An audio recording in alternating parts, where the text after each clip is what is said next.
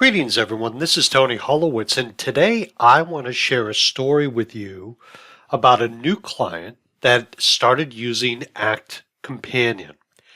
If you are an Act software subscriber, whether you use Act Premium Cloud or their desktop version of Act through a subscription, one of the benefits of that subscription is the fact that you get to use Act Companion, Act's mobile app. So in this particular situation, my client started the process of testing and using Act Companion. They downloaded it and they got into it and they started using it. I did not know they were going to do that so quickly after starting their subscription. They were a long-time Act user, but had a version of Act that was older. They updated it, and now they have access to this subscription tool called Act Companion. So on that note, if I had known they were going to do that, I would have spoken to them and given them some expectations of what to expect when they start using Act Companion, the mobile app. And the first thing I would have said is, listen, when you're using this mobile app, you have to think of this as completely outside of Act software. So as longtime Act software users, when you get in here, it is a completely different piece of software. Don't get into this and expect that just because you know Act, you're going to know how to use this.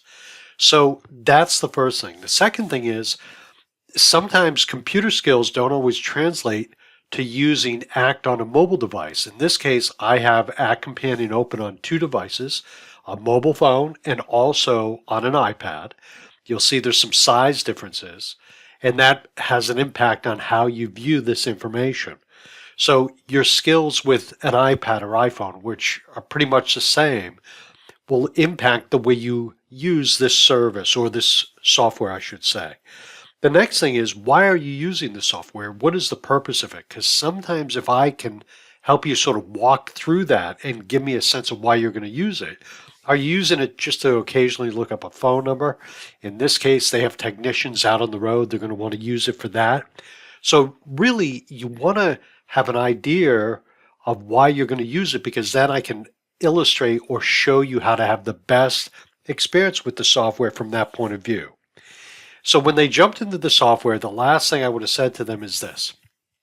Act as software, you can add all kinds of fields to Act over and above what already comes with the software. In other words, you can customize it.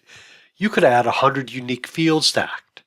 And if you have 100 unique fields, the dilemma you face is when you have Act on a large screen versus a small screen, such as an iPhone or an iPad, how do you get all that information to translate over? And when they created this app, where they have to make it mobile ready, meaning it has to adapt to the size of the device you're using it on. It's got to work the same in an iPad or an iPhone.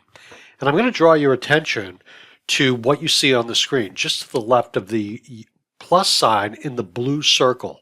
It says Act User Community North America. And if you look at that right here, you'll notice that you have very little space over to the right, yet on the iPad we have a lot of space.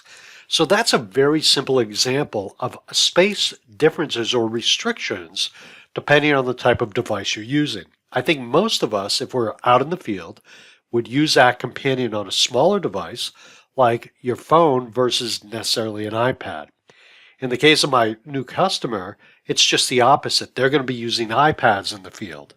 So I think what you have to do is you have to come to Act Companion with an expectation that, one, it's completely different from Act. Two, it's a resource to get you connected with your Act information. But three, you've got to sort of have a goal or a purpose in mind in the way you want to use it and invest a little time in learning it. Will it be frustrating at the beginning? Absolutely. Are there some things you can do to make it easier? Absolutely. I'm going to show you how to use some of these tools inside of Act Companion from a different point of view. If I had talked to my client before they started using it and set some expectations, that's what I'm going to attempt to do in my next tutorial. I'm going to try to give you a sense of what I think are the pros and cons of this software so you can have a better experience with Act Companion. And again, I just wanted to lay this information down. I want to put it down in a video because I think if you really take a couple seconds and think it through and think about why you want to use it, it will give you the opportunity to have the best possible experience using this software. A reality check is really what it comes down to. Okay, everyone, my name is Tony Holowitz. Thank you for being here. I hope you have a great day. Be well now. Bye.